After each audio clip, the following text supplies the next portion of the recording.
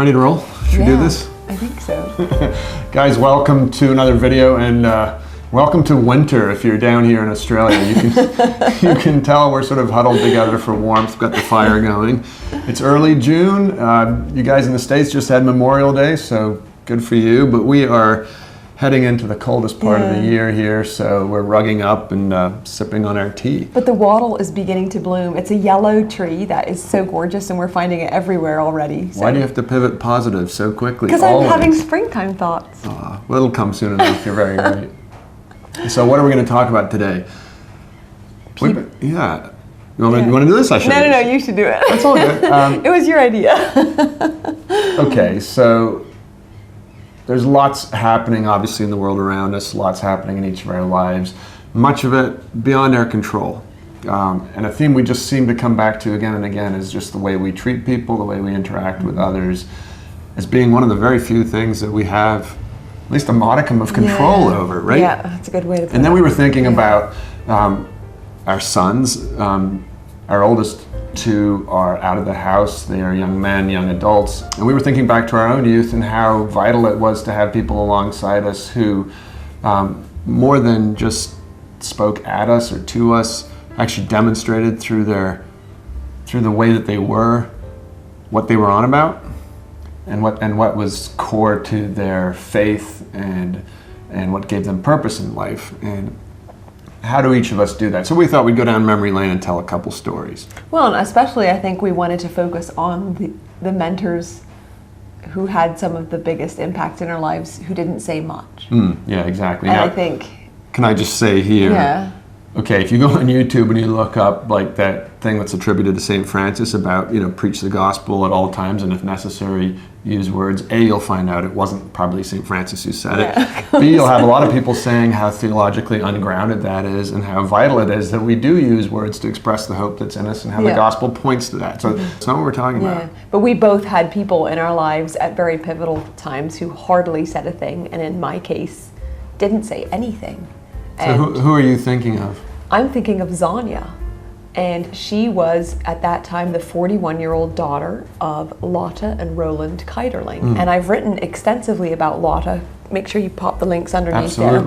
She was... Look for the link. Yeah. Sonya's mom was a Jewish child who fled the war, the Holocaust, by her parents putting her actually on a train, and she went to England where she was taken in by our communities, and she eventually became a member and married a German, and in her words gave Hitler a kick in the pants by having 12 children.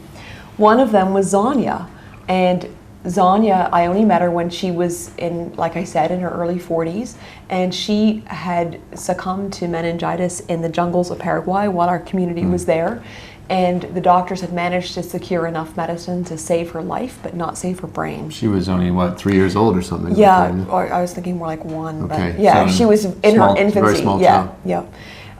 And that had rendered her pretty much incapacitated, at least in the normal bodily functions.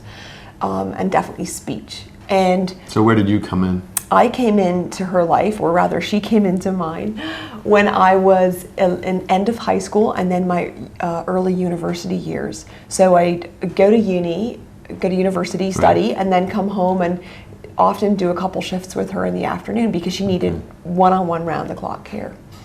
And Sonya came into my life when I felt like I had a lot to say. And I had a lot of wisdom and a lot of noise and was very, you remember that. I'm only thinking how the years have changed you. Not? Go on. Yeah, sorry. I felt sort of confident in my newfound faith and my newfound vocation with the community. And she, through being able to say nothing, said so much and taught me so much. Sorry, I'm just going to play devil's advocate here. Because ahead. Don't you think that's just like the biggest cliche? People always say that about somebody who carries their disability or whatever it is. They taught me so much without saying anything. How does that actually work? Yeah, it's a really great question. It works because when you are with somebody that cannot speak and cannot do anything for themselves, you have to be fully present for that person, for whatever they're going through. And all the noise and distraction in your own life, even if it's not verbal, even if it's just happening in here, has to just stop. and you kind of have to surrender it and just put it away and just be focused on this person who needs you. And she could express emotion very powerfully, and she could express joy in her eyes.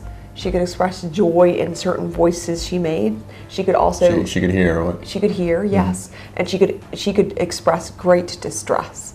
And when somebody is distressed and they can't actually say what's bothering them, you want to find anything in your power to relieve or alleviate that distress they're having, whether it's through singing or comforting, repositioning them, or hand touch or strokes. Those things you're just like, what can I do to help that person? And I realized the more I was becoming present to her, the less I was paying attention to my own ego, my own self, the things that I thought were important about my life at that point. And that's a profound lesson to learn when you're, in your late teens, early 20s like that, right? Yeah. And the other thing, I was also part-time teaching kindergarten at the time, and I noticed how my students responded to her like they responded to nobody else. And when they were with her, they were exceedingly calm and attentive. And one of my most intense little characters told me after a visit to Sonya that when I'm with Sonya, I feel safe. And how amazing to have that, to be able to express that emotion when you're with somebody that actually can't make you safe, right? They can't do anything, they can't protect you, they can't. But that her helplessness created a haven of safety, a haven of peace, where the things we were good at or bad at or felt insecure about didn't matter. So thank you for telling about Sonya. What do you think you would say to any other young person in the position you were at that point who has an opportunity like that? What would you wish for them? Well, it takes strength and also courage to go into an unknown situation. Maybe somebody that has a disability you're not familiar with, and I would say go for it, because you will gain much more than you'll ever give that person. And by being around Sonya, I also gained a lot of wisdom from her family, and Lotta, her mother, embraced Sonya as if she was the most abled, beautiful daughter, which she was. She was abled and beautiful in different ways. And I learned so much from her weakness. Is that good? That's wonderful. What about you? Who are you thinking of? I had fun being the journo there. Yeah, I know, you're a great journo. Yeah. Who were you thinking of when we were talking about who influenced us with the least amount of words? Sure. Well, I don't know how it is for you friends, but for me, often there are people who I only encountered briefly in my life, yet they somehow stay with me, and every once in a while I'm just reminded of that person and just say a prayer for them, a prayer of thankfulness for the fact that even if our paths only crossed briefly, they did cross, and for what that person gave me. And so I'm thinking of a man named Deneb. And I met him on 3rd Street Promenade in Santa Monica, California. When I was a 19-year-old kid, I had left my home at the Bruderhof community and was basically having a gap year to explore life, to do some volunteer work, to get my first job, my first paycheck, having grown up in an environment where money's not a thing. And just, see which direction life would take me. And at a time when I'd say I was pretty wobbly about what I held as core values, I ran into Deneb. And the way it worked was I would often go down to Santa Monica on the weekends. I just love the vibe down there. I love the promenade and 3rd Street. Don't know what it's like today. I kind of looked at it in street view, and it's changed a lot. Maybe it has the same vibe, but I love going down on the pier. There's the Ferris wheel. At that time, there was an arcade there. It's probably all switched around now. But anyway, in the middle of all that, In-N-Out Burger, The Gap, all that stuff, there was this guy sitting amongst the street performers in the market stalls, and he was just quietly painting. And he wasn't just doing any kind of painting. He was painting ceramic plates and using his fingernails, his fingers, as his brushes, and painting in oils. Apparently that can be really carcinogenic, so I'm not advising it. But anyway, that was his art. And he was skilled at it. And he was skilled at it, and he would, in a very short space of time, do these gorgeous little seascapes or whatever somebody could envision, he would create for them. And so I just found this little safe haven sitting next to Deneb, watching him. And that man embodied peace in the midst of a lot of chaos. And over time I discovered that he shared, or he had faith, in the faith I was looking for, and was able to quietly talk to me about Christ, talk to me about his faith. And without preaching at me, he preached to me. I noticed, well, can I tell the next part of the story?